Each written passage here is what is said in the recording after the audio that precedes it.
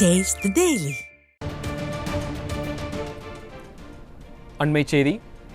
விருதுநகர் மாவட்டம் ராஜபாளையம் அருகே நாச்சாடை தவிர்த்தருளிய சாமி கோயிலில் இரவு காவலர்கள் இருவர் வெட்டி கொலை செய்யப்பட்டு அவர்களின் உடல்கள் கோயில் கொடிமரத்தில் கிடந்ததாக வரும் செய்தி அதிர்ச்சி அளிக்கிறது என்றும், அதேபோல் சென்னை மாநகராட்சி 196வது வார்டு பெண் கவுன்சிலர் அஸ்வினி கருணா அலுவலகம் மீது நாட்டு வெடிகுண்டு வீசி தாக்குதல் நடந்திருப்பதும் பெரும் அதிர்ச்சி அளிக்கிறது என்று அதிமுக பொதுச் செயலாளரும் எதிர்க்கட்சி தலைவருமான எடப்பாடி கே பழனிசாமி வேதனை தெரிவித்துள்ளார்.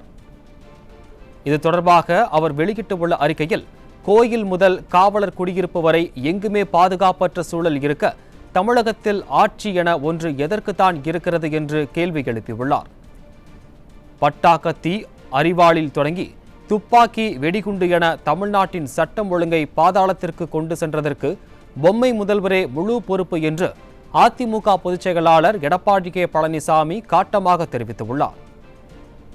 ஆளத் தெரியாமல் ஒரு சில அதிகாரிகளின் கைப்பாவையாகி காவல்துறையை சுதந்திரமாக செயல்பட விடாமல் முடக்கி மக்கள் உயிரோடு விளையாடிக் கொண்டிருக்கும் பொம்மை முதல்வர் தலைமையிலான ஃபெயிலியர் மாடல் அரசுக்கு அதிமுக பொதுச் செயலாளர் தனது கடும் கண்டனத்தை தெரிவித்துள்ளார். கோயில் கொலையில் தொடர்புடைய கொலையாளிகள் மற்றும் கவுன்சிலர் அலுவலகத்தில் வெடிகுண்டு வீசி தாக்கிய குற்றவாளிகள் மீதும் கடும் சட்ட நடவடிக்கை எடுக்க விடியா திமுக முதல்வர் ஸ்டாலின் மாடல் அரசை வலியுறுத்துகிறேன் என்று குறிப்பிட்டுள்ளார்.